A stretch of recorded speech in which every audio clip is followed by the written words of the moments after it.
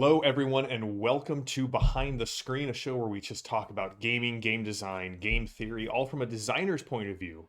And we're taking a break from our look at the sci fi genre and tropes of each of those subgenres. And we got a very special announcement. As you know, we've partnered with Strange Owls, partially because I am the linking mechanism between Iconic and Strange Owl. And Strange Owl has a huge announcement to make today, and I have the joy of being the one to kind of share it with everyone here. So, without further ado, I did promise a special guest, and our special guest today is none other than one of my co hosts of the Grand Campaign, Richard Rohlin. Richard, welcome to Behind the Screen.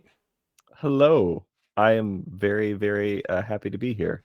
So the reason that we have Richard today, as you guys know, we made the announcement. Strange Owl Games is now a game company, and we're going to be bringing Space 1889 to market in November. A Kickstarter for Space 1889 after a Victorian steampunk game that will have like a native system that's really tuned in for it, and then as well as a fifth edition supplement for all of your, let's just call it space exploration and combat needs if you find that you happen to need those rules for they may be unavailable somewhere else. But that's just our first game. The goal is that Strange Owl Games, we've got several other games in the pipeline, but I get to hang out with Richard this morning and share with Joy some great news. And so Richard has entered into a agreement with Strange Owl. We are going to be licensing I think we Amboria. signed it in blood. We did. We So, signed it in blood, not mine. yeah. I didn't tell Richard he could use someone else's blood, but that's why I keep a jar of blood in the house. Um, what else am I going to do with it? Richard, why don't you tell us about Amboria? So we are licensing Amboria from you. We're going to be kickstarting end of first quarter, sometime in second quarter next year. Tell us about Amboria. Give us the overview. It is great to be able to share this news. So go for it.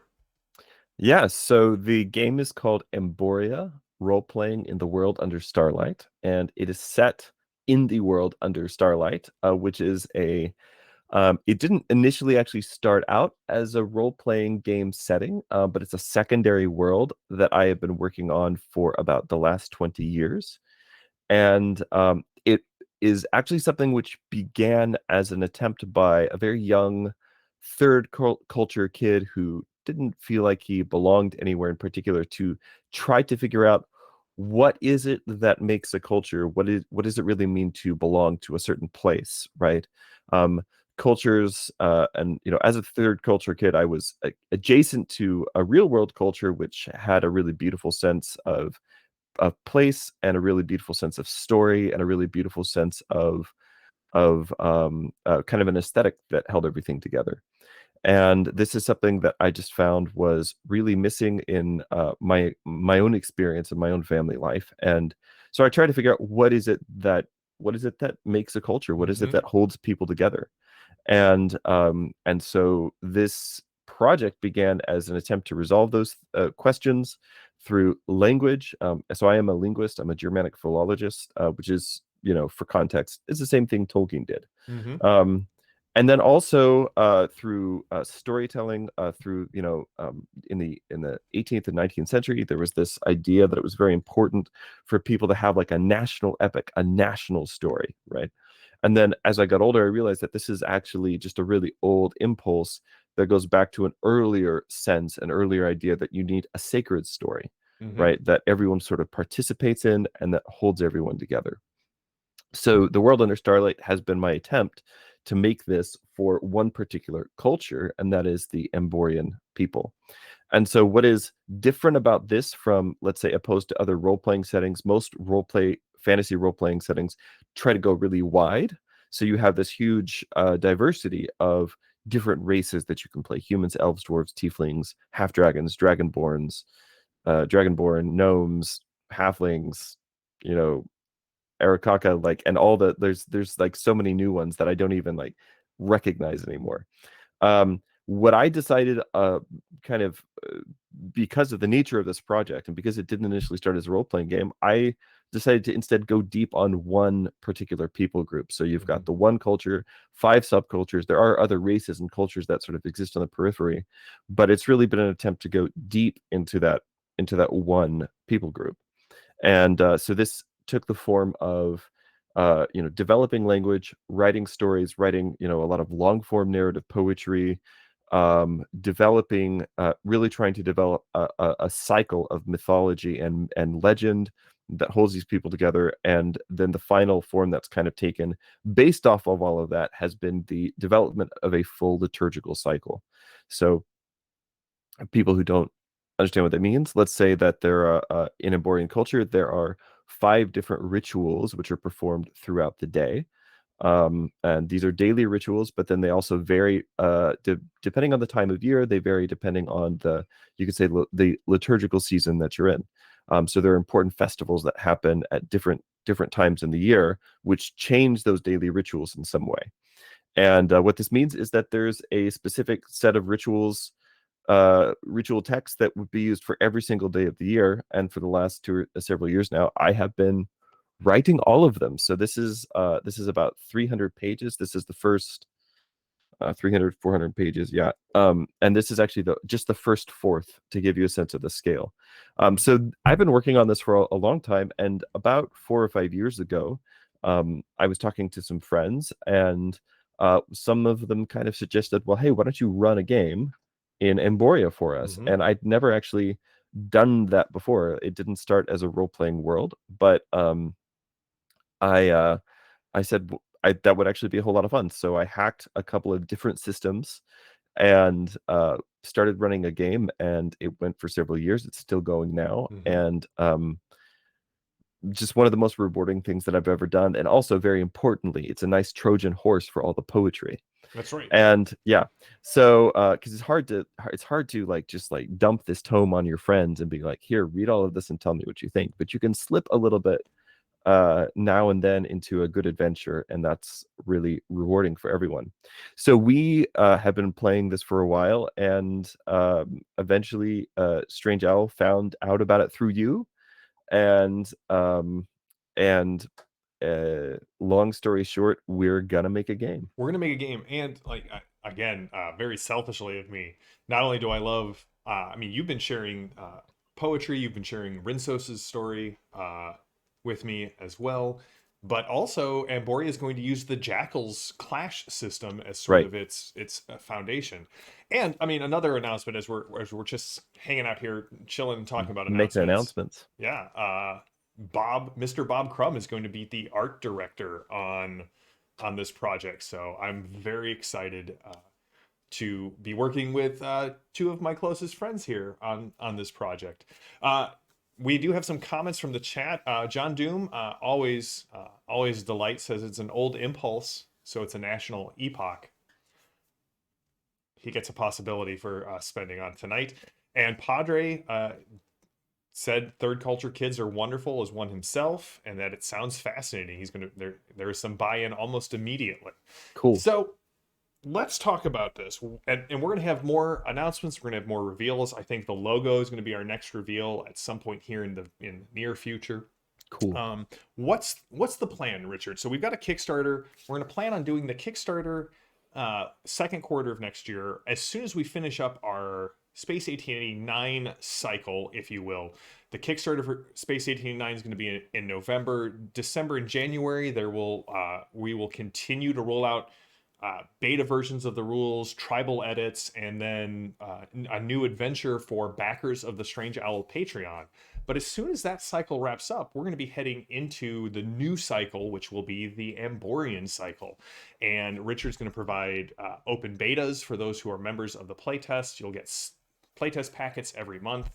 But then we'll hit the Kickstarter, and let's tell people what's your plan, what's your vision for the Kickstarter, what's going to be available in that. So in the Kickstarter, there will be sort of 4 books. And what I mean by that is there will be a core book, which will include the rules that you need for playing the world under Starlight, a setting gazetteer for the starting area, which is called the Marches of the Chaith, which is kind of the implied. It's a borderland region on the edge of the kingdom, and that's kind of where adventuring will initially take place. And it will also include a bestiary with about currently there are 36 monsters. I feel confident I can get that number up before the book goes to press.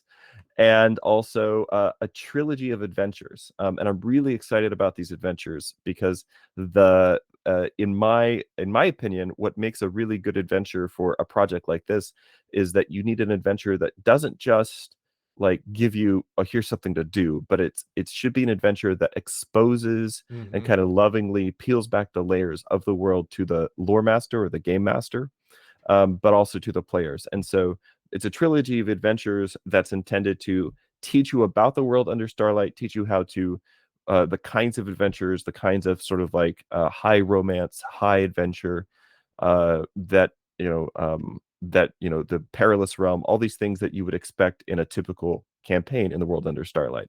So that'll be the first book. Second book will be a campaign called called Thunder in the North. Now, people who watch this channel probably know that I am a big fan of a concept called the Grand Campaign, which is this kind of idea of a legacy campaign that's a kind of open world, and it takes place over multiple years of play.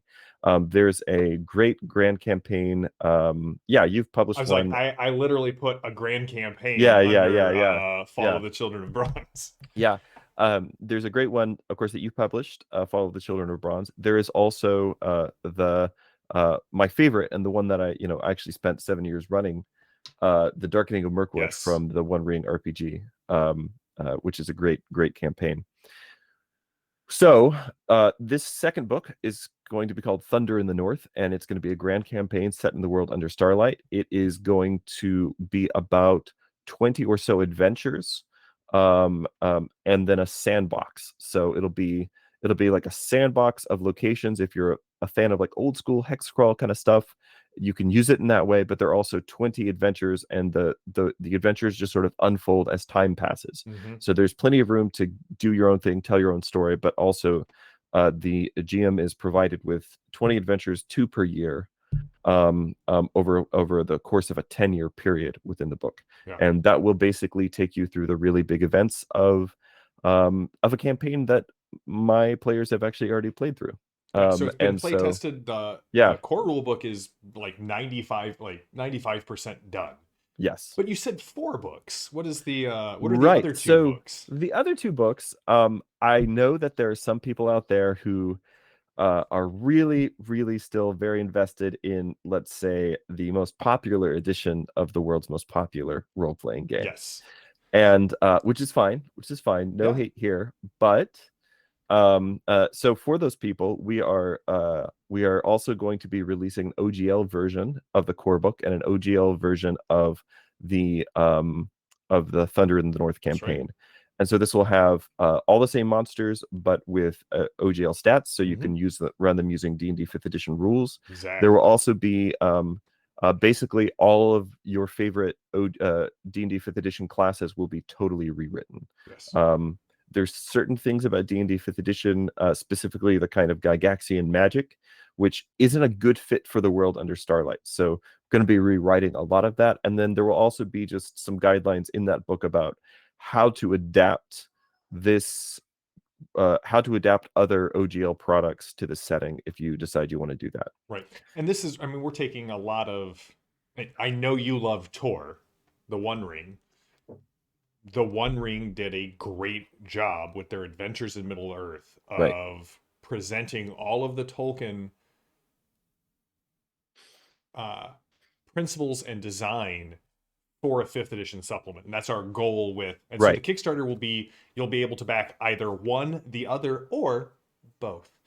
And we're planning on doing a lot, both in partnering with Strange Owl on doing a lot of advertisement, of exploration of unveiling of Amboria in the upcoming months. We're going to have Richard running an Amboria stream as we get closer to Kickstarter. I know Richard is you're planning on doing developer diaries that will probably cross share over on the Strange Owl Yes. site. Yeah. I will be doing those probably on my own YouTube channel, Mm-hmm. and then yeah, we'll cross share them. And I'm gonna try to do one a week is what I'm aiming at doing. It's just like a maybe a 10-minute video, maybe longer, just depending on what I have to say and what people want to hear about, where I will talk about, and sometimes I'll talk about mechanics, how I'm handling certain things, and other times I will talk about the world and kind of how it how it came to be. And there's already a few videos about that over on my channel Yes. because and I'll just mention this. No, go for it. We did publish one small, not with Strange Owl, but with another publisher called Darkly Bright Press, which is not a RPG publisher. They are a small press that publish weird fiction. So I did a small project with them called the Akborida, which is a short collection of works of historiography and poetry for the world under starlight. And so if you're interested in the world under starlight, I would say go check out that book from Darkly Bright Press, darklybrightpress.com, except that it's currently sold out. We have ordered a second print run, and it will be available November 1st. So you'll have to wait till the beginning of next month to order any more copies of the Akborida. But it's a very slim volume. I think I have one around here somewhere.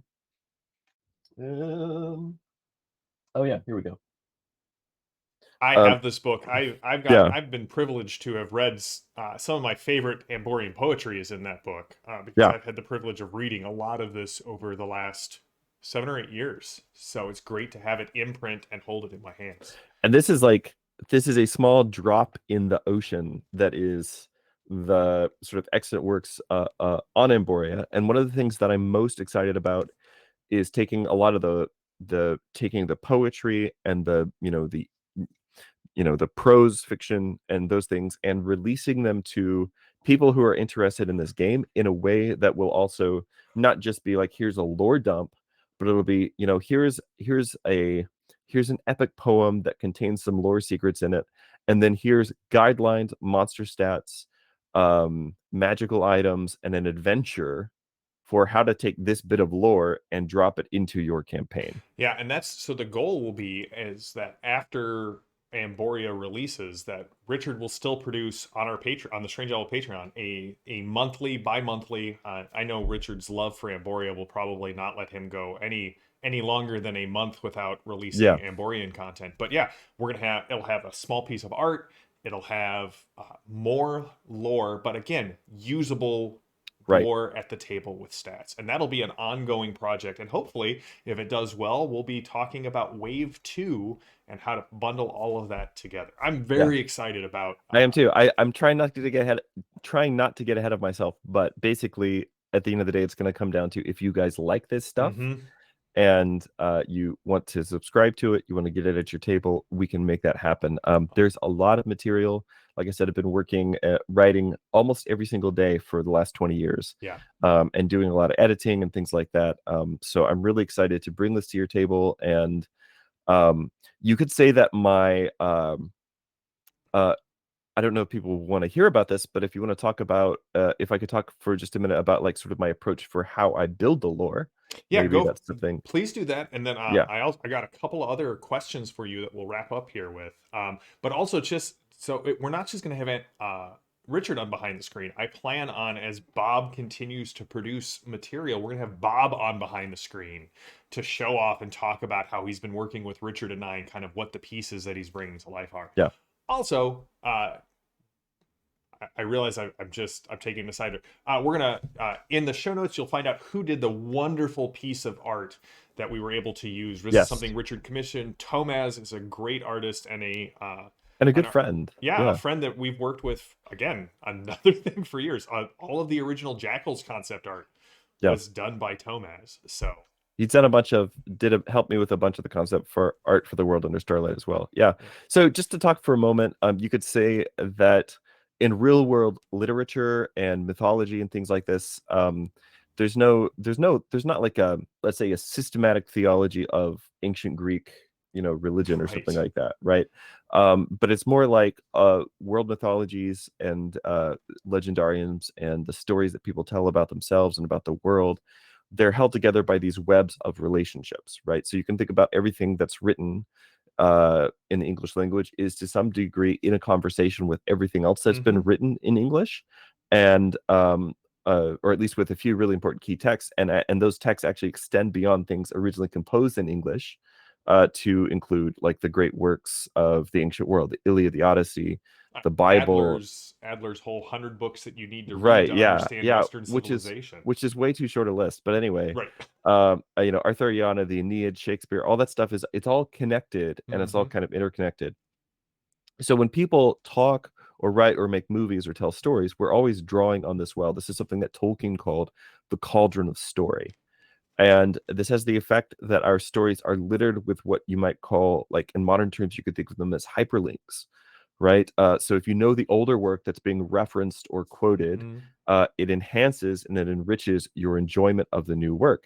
So, for instance, I'm a big fan of Star Trek, the original series, and pretty much every classic Star Trek episode is a riff on some classical or a medieval story. You don't have to know that to watch the show, but if you do know it, You get a it gives it richer. more depth and it kind of enriches your experience. So that older work, all those older works are in turn also hyperlinked to a bunch of things that are older than them, in most cases, things which don't exist for us anymore. Mm-hmm. So when Virgil writes the Aeneid, he's not coming up with a new story. He's taking things the Romans already believed about themselves and then synthesizing them into a single sort of Mm-hmm. beautiful, compelling account. And so philologists, people like me, one of the things that philologists do is they look at how words change over time, but they also look at how stories change over time. And so, for instance, there's speculation that the very first Indo-European story is something like hero slays serpent. That's Mm-hmm. the story. Hero slays serpent. And what this means is that the more you study stories, the more all of them mean. You can become immersed not just in one culture, but in many cultures. C.S. Lewis, very important author and also medieval scholar of the last century, he called this seeing with a thousand eyes. Right. So usually when we do fantasy and science fiction, we try to create this effect artificially by creating references to other works, other legends, other texts, other songs that don't actually exist. They just exist kind of like as a broken referent, and the author leaves it up to you to sort of fill in your details. My favorite example of this is in Frank Herbert's Dune. Dune, Yeah. right? So the heading of each of the chapters in Dune has a reference or like a short epigraph from a work of history written by the Princess Irulan, right? But these books don't exist anywhere. Frank Herbert never wrote them, right? So it's kind of a sleight of hand, right? It makes the world feel like it has more depth and more history to it than it does. It's a kind of window dressing that serves the more important purposes of the story, which is the novel that Herbert is actually writing. And of course, that makes perfect sense. If he'd tried to actually go and write every single one of those books, he would never have finished his novel. Well, I'm a weird person, and I would rather read all of those books that exist in the Dune universe, but which I can't read than I would actually read the novel Dune. Partly because I'm more interested in this question of like, what does it feel like to live in this world, Yeah. right? What do the people who live in the world have to say about it? Tolkien expressed this concept by saying that there's no tale without the teller, right? So every story is told by someone, and that someone is they're participating in a story that they're telling. So this is kind of a roundabout way of describing the project of the world under starlight, which is simply to say every single reference really references something. Mm-hmm. And that's what I've been building layer by layer for the last 20 years. And this is not a good approach to trying to write a novel, which is why I've never finished an Emboria novel. But it is a really good approach to trying to create a world for a tabletop game, Yeah. as I found, 100%. because the result is that you have this multi-layered world that's already really vivid, and it creates for the players a kind of confidence that this isn't just an ad hoc thing, but that they're actually experiencing a world. For me, one of the key examples of this is in the New Testament. Anytime one of the evangelists or Paul references one line of something, it really was intended to be a reference of the whole body of text. When they reference one part of a psalm, they're actually calling to mind the whole of the psalm, which exists both in isolation to the story that is currently going on, but also deeply embedded in what is going on in the story or the letter or what is being written about. Right, exactly. Yeah. Yeah.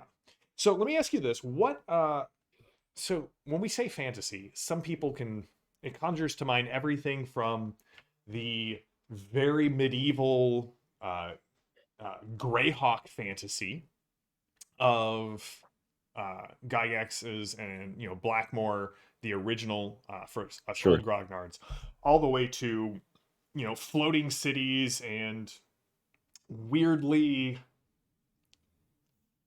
uh, pastiche medievalism of which essentially is for most people is either medieval England or medieval Germany, depending on whether you're playing D100 or D20 games.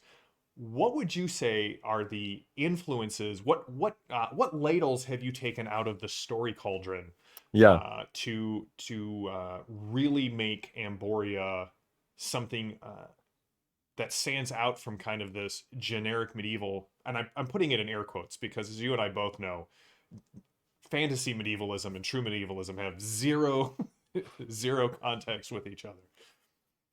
Um, I think that for me, a lot of the inspiration has been taken, sometimes wittingly, often unwittingly, from the cultures of the Black Sea region of sort of Eastern Europe, the ancient, especially late antiquity, and then you could say like medieval Georgian culture, Constantinople, all that stuff. I mean, that stuff was definitely jangling around in my head for a long time as a youngster. A lot of this had to do with reading a work called the Anabasis, sometimes called the March of the 10,000 in English, which I read Xenophon. when I was by Xenophon, which I read when I was quite young, and is, by the way, like it's a historical kind of a document, but it reads like a fantasy novel. Oh, same with It's Herodotus. You're like, yeah, wait a second. yeah, it's I mean, I strongly recommend, if you want to just like, if you think history is dusty and boring, which I suspect people who are listening to this show right now probably don't tend to think that way, Yeah, because but anyway, Xenophon's Anabasis is just a really wonderful and very compelling work, which I read when I was quite young, and I think it really formed my imagination in a lot of ways. And also, I mentioned I was a third culture kid.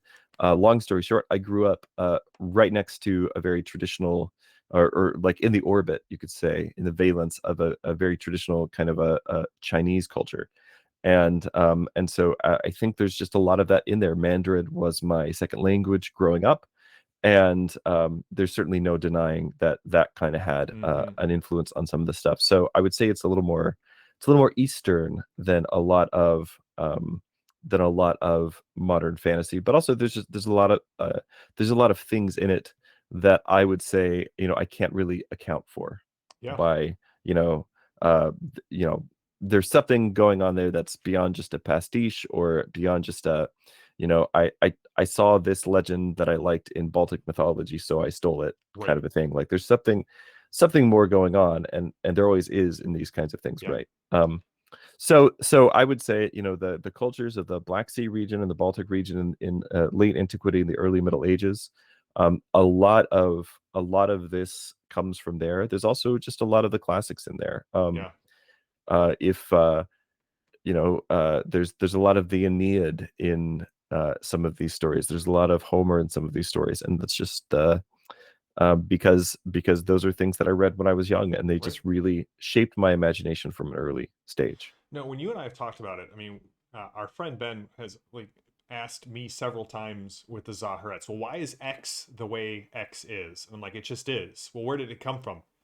I don't know. It's always the way it's been in my mind. I Yeah, think of Stephen King when he was talking about The Dark Tower, and he said people were like, well, why don't you just power through and write the next book? And he's like, the key, I haven't finished whittling the key in my mind that will open the door to sure, Roland's yeah, world again. Or Greg, who vehemently denied creating Glorantha, but that he discovered it, possibly in ways that I would not recommend discovering things. Um, this is the same kind of, this is a living thing. This is a living world to you. Yeah. And it's not just, as you said, a rehash of everything that has uh, come before. So I know we're going to have things on Strange Owl website. We're going to have interviews here on Iconic Production. Where else can people find you on the internet? The best place I think to follow me is going to be on YouTube, because that's where I'm going to try to put all of this stuff. So you can go to, I should have known what my actual YouTube is. Hold We'll on. put a link in the We'll show put a notes as link well. in the doobly-doo. Yeah. Yeah. Yeah, I think it's just like YouTube/Richard.Rohlin or something like that. Yeah. And we're going to cross promote all of the videos on the Strange Owl and on the Iconic Production site. So if you follow us anywhere, you will eventually get back to Richard. That's the best place. I mean, I'm on Facebook. If you're on Facebook, you can certainly, friend me. Yeah, it's youtube.com/C/Richard Rohlin, all one word. Yeah. And there's only like 3 videos up there, which are all about the world under starlight. So if you want to watch those and like listen to some long interviews that I give about it, that's a good place to do that. But my plan is we're going to produce a lot more content and put it there. And so there will be at least 1 video a week. Yeah. And you can always find Richard and I on the 4th Saturday of the month with Josh talking about the Grand Campaign, which deeply influences both Jackals and Amboria. Yes. And feel free, if you subscribe here, you'll get all of the new news that we push through live on Twitch. And if you want to support Strange Owl, head over to patreon.com/Strange Owl. You'll get all of the Space 1889 playtest documents and updates. And then again, hopefully towards the beginning of 2023, that will also produce, we will also be starting to give away teasers and digestible playtest documents of Amboria role-playing in the world under starlight. We will be back tonight with Torg, the Diamond Armament Part 6, and there will be no BTS on Thursday, as I will be off enjoying a much well-deserved vacation.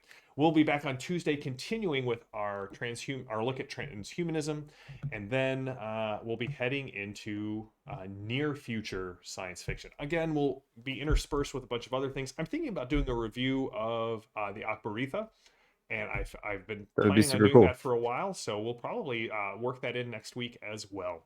So, Richard, thank you for taking time to just take up some time and share in this joyous announcement of the fact that hopefully next year, towards the 3rd or 4th quarter of next year, we're going to be showing off physical copies of Amboria role-playing in the world under starlight and Thunder in the North. Thank you very much for having me, and everyone, I hope to see you in the world under starlight very soon. All right, everyone, have a wonderful day, and we will see you all very soon. Until next time, stay safe, stay healthy, stay gaming. This is Behind the Screen. It's an Iconic production. I am JM, and we'll see you all next Tuesday.